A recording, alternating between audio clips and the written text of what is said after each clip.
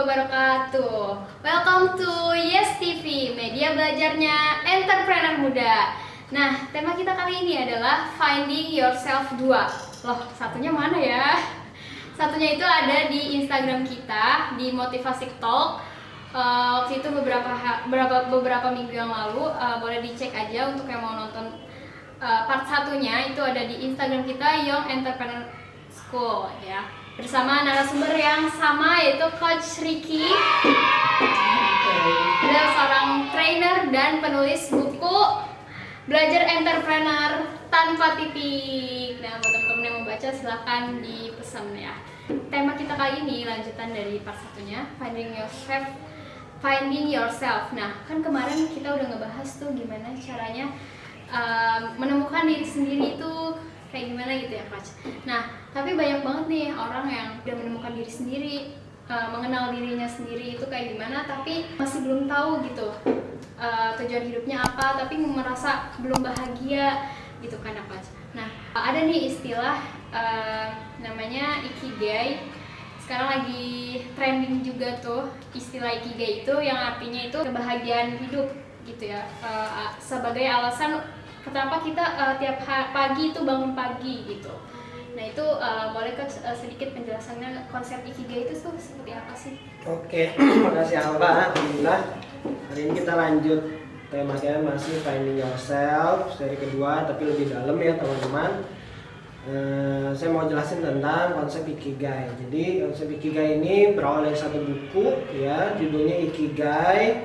Penulis buku yang menemukan fakta bahwa di pulau Okinawa di Jepang itu tinggal orang-orang dengan usia yang lebih dari 100 tahun. Lebih dari 100 tahun.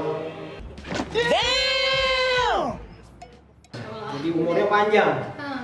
Dan kemudian diteliti kenapa sih di Pulau Okinawa ini umurnya bisa panjang gitu, lebih dari 100 tahun. Ternyata mereka itu sebetulnya tidak ada yang istimewa, ada yang kerjaannya mungkin kerajinan tangan, ada yang kerjaannya mengajar gitu ya. Tapi umurnya bisa panjang-panjang gitu. Dan ditemukan bahwa mereka semua ternyata punya kebahagiaan karena punya alasan hidup yang begitu kuat. Tapi karena dia punya alasan hidup yang kuat sehingga tubuhnya sehat. Jadi ternyata ditemukan bahwa kalau kita mau sehat itu semuanya berawal dari pikiran kita gitu. Pikiran itu punya pengaruh yang sangat besar terhadap kesehatan. Nah, alasan kuat untuk hidup atau tujuan hidupnya orang Jepang itu istilahnya nama Ikigai ya. Ikigai atau tujuan hidup. Nah, bisa jadi sebetulnya masalahnya ketika kita jalani hidup ini seperti robot, nggak ada sesuatu yang membuat semangat, yang punya gairah, yang bisa jadi kita belum menemukan Ikigai kita. Nah, jadi kalau sederhananya saya mau bantu teman-teman yang belum benar-benar menemukan titik temu siapa dirinya, maka tolong bantu jawab ya. 4 pertanyaan. Pertanyaan yang pertama, apa passion kita ya? Passion ya. Saya permudah dengan saya tulis di whiteboard aja ya. Yang pertama adalah passion ya, passion. Bukan fashion tapi passion. Passion ini adalah hasrat ya, minat yang kuat ya. Kita punya minat apa dalam hidup kita ya. Passion ini bisa jadi sesuatu yang sangat kita cintai, bisa jadi hobi ya, bisa jadi pokoknya memang ya kita senang aja gitu melakukan sesuatu itu dengan senang ya. Baca buku tuh senang ya, naik motor senang ya, atau bisnis ya, bisa jadi passionnya bisnis, jual beli ya, bisa bertransaksi sama orang, punya uang, punya untung, dapat cuan. Nah itu passion. Jadi yang pertama kita harus gali lebih dalam passion kita apa, itu satu. Yang kedua, kalau udah dapat passionnya adalah apa? Mission.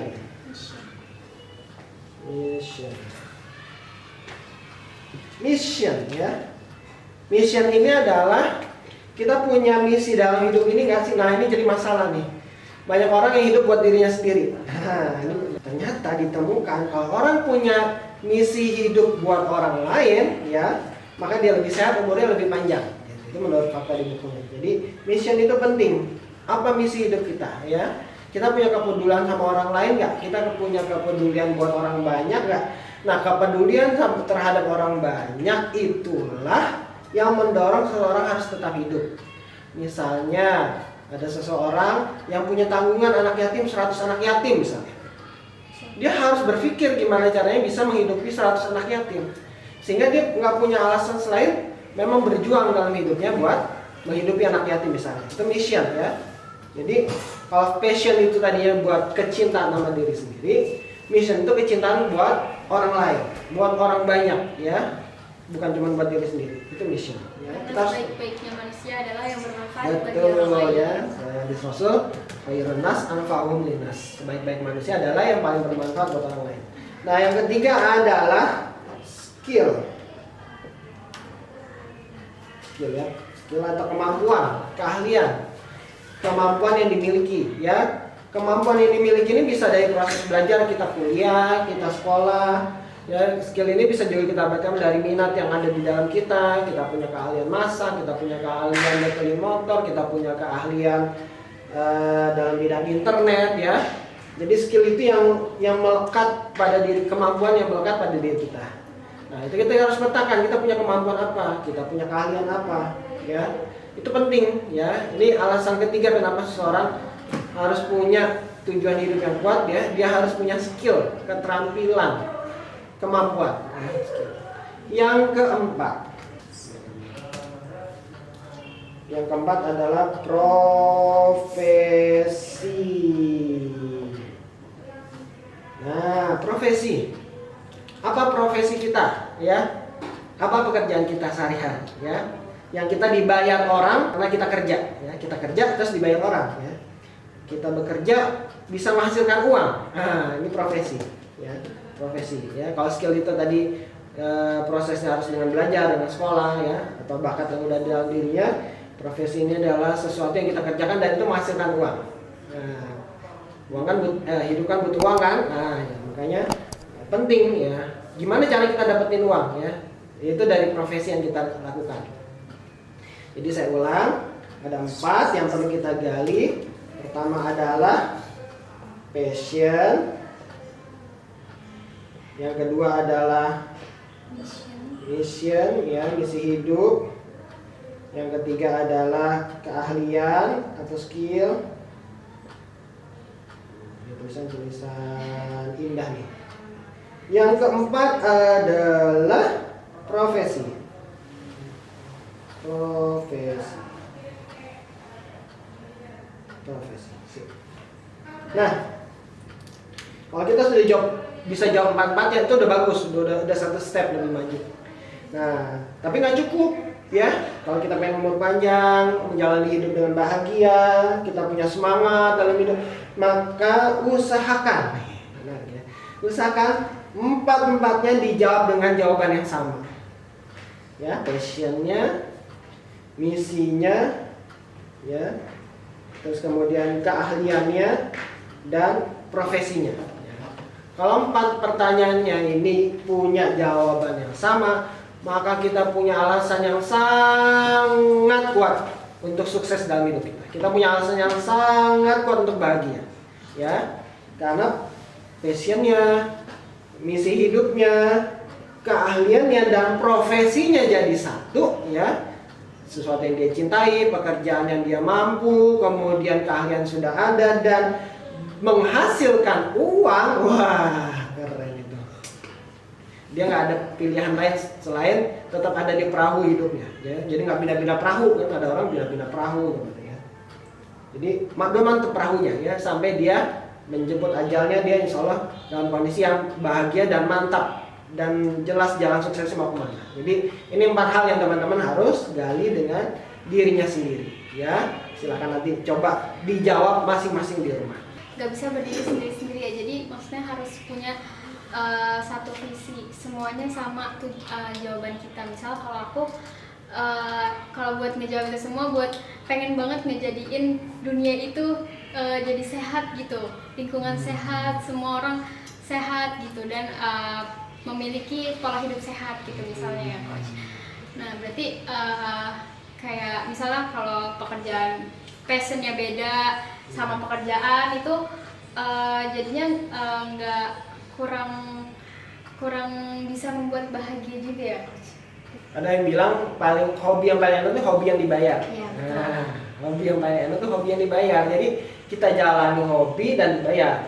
Makanya kalau saya hobinya ngajar, hobinya bisnis, dan saya bisa menghasilkan dari ngajar dan bisnis. Misalnya saya ngisi training, ya. Kemudian saya bisa dapat uang dengan berbisnis, ya, karena passion saya di situ. Kebetulan juga keahlian kemampuannya saya punya. Saya ngerti tentang ilmu manajemen, saya ngerti tentang ilmu tentang marketing, gitu kan.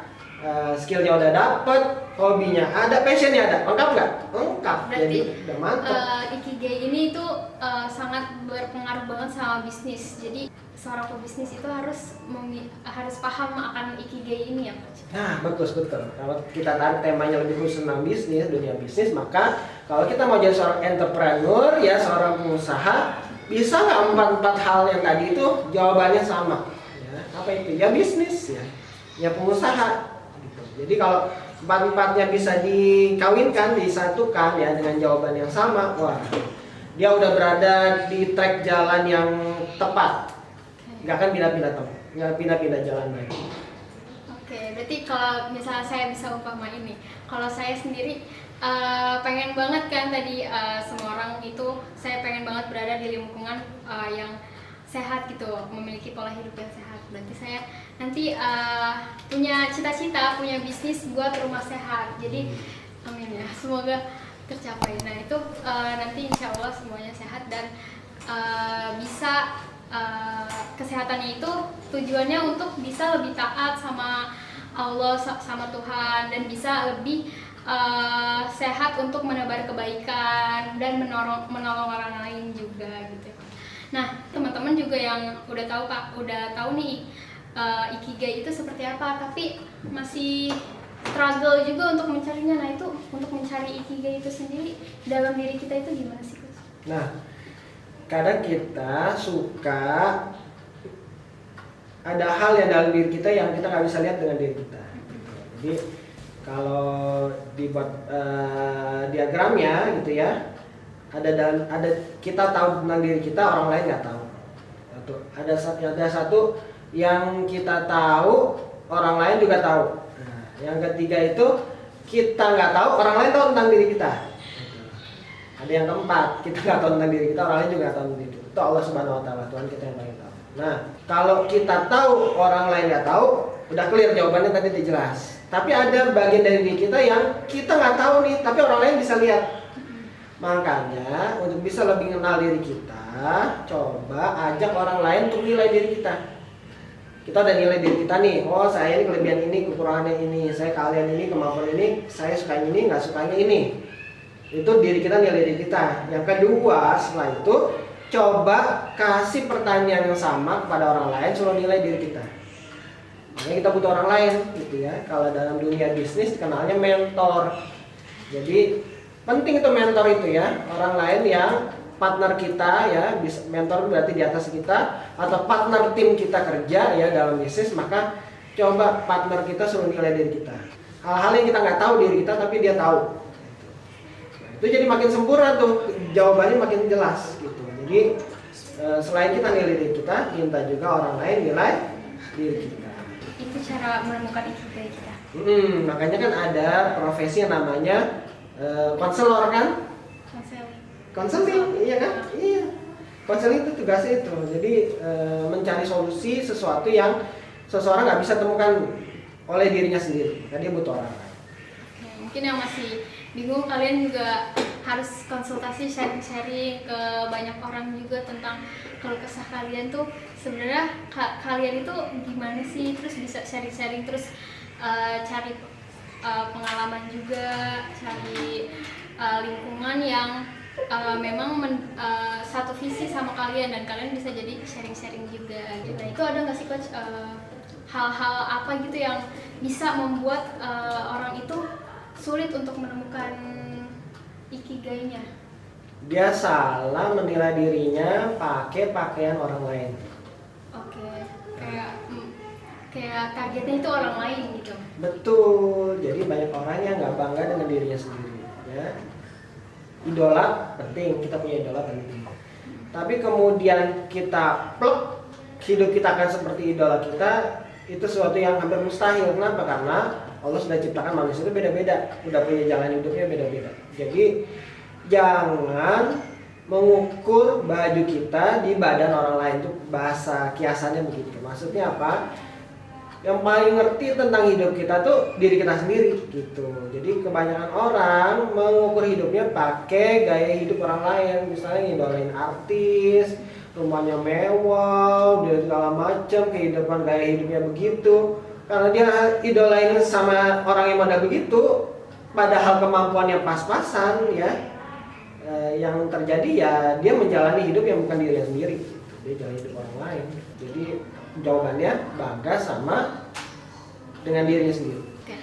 Oke, teman-teman, itu dia tadi Finding Yourself Part 2. Itu gimana sih cara menemukan kebahagiaan dalam diri kalian, cara menemukan tujuan hidup kalian yang masih bingung itu apa. Nah, itu tadi. Nah, dan terakhir sebelum kita closing, Coach, statement closing untuk teman-teman yang masih mencari ikigainya. Jadi sederhananya sebetulnya, kalau tadi 4 pertanyaan kan panjang ya teman-teman, maka kalau saya pers lagi, bagaimana cara mengenal diri kita? Carilah sesuatu yang membuat kita itu bahagia, happy. Pilih jalan hidup yang membuat kita bahagia, ya. Jangan pilih jalan hidup yang membuat kita terpaksa dan sengsara. Itu sederhana gitu. Jadi yang paling tahu apa yang membuat kita bahagia diri kita sendiri. Jadi kalau kita ngerasa jalanin sekarang aktivitas nggak bahagia, udah cari aktivitas yang lain, ya tinggalkan yang lama. Cari yang baru, explore dunia baru, berani mencoba sampai ketemu yang namanya titik kebahagiaan. Oke, itu. Jadi kebahagiaan itu penting untuk usia lebih panjang gitu ya, Coach. Oke, terima kasih teman-teman yang udah nonton sampai habis. Sampai ketemu di minggu depan, 2 minggu lagi untuk Yes Podcast kita selanjutnya. Terima kasih teman-teman.